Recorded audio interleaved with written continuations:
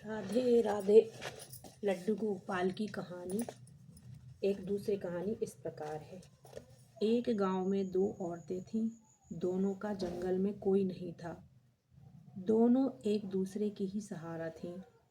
बड़े प्रेम के साथ रहती थीं, पर धर्म दोनों के अलग अलग थे। एक हिंदू और दूसरी जैन धर्म से थी।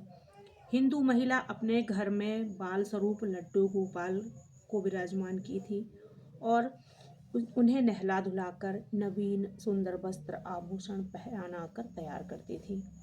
वह उसे बालक के समान प्यार करती थी। जब भी बाजार जाती तो उनके लिए फल खिलौने लेकर आती थी और भोग लगाती थी।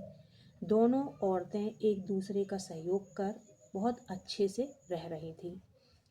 अब तीर्थ यात्रा जाने का अवसर आया तो हिंदू धर्म की महिला को मिला।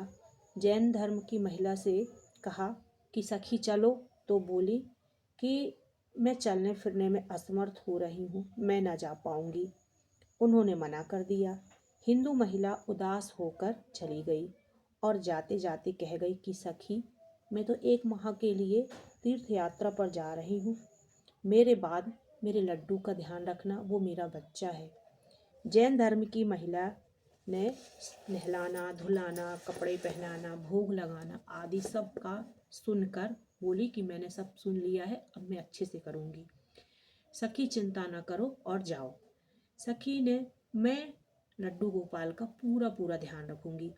जैन महिला ने बड़े उत्साह के साथ स्नान करके लड्डू गोपाल के स्नान की तैयारी में लग जाती। नहलाते समय लड्डू गोपाल के पाँव पर नज़र पड़ी। पैर मुड़े हुए थे। उसे लगा कि उसकी वजह से पैर उनके टेढ़े हो गए हैं। उसने जब भी देखा था, कपड़े पहने देखा था, उसने ऐसा पहली बार देखा था।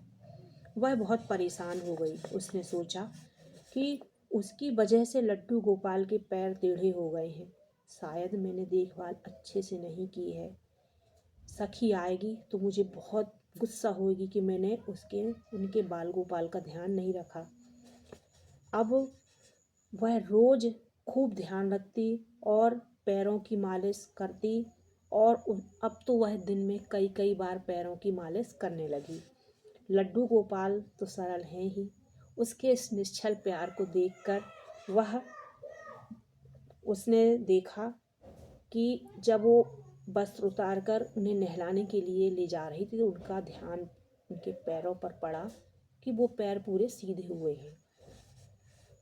वह फूली ना समाई। उसने सोचा कि मेरी मालिश से मेरे लड्डू गोपाल के पैर ठीक हो गए हैं और वह सब बताने के लिए सखी का इंतजार करने लगी।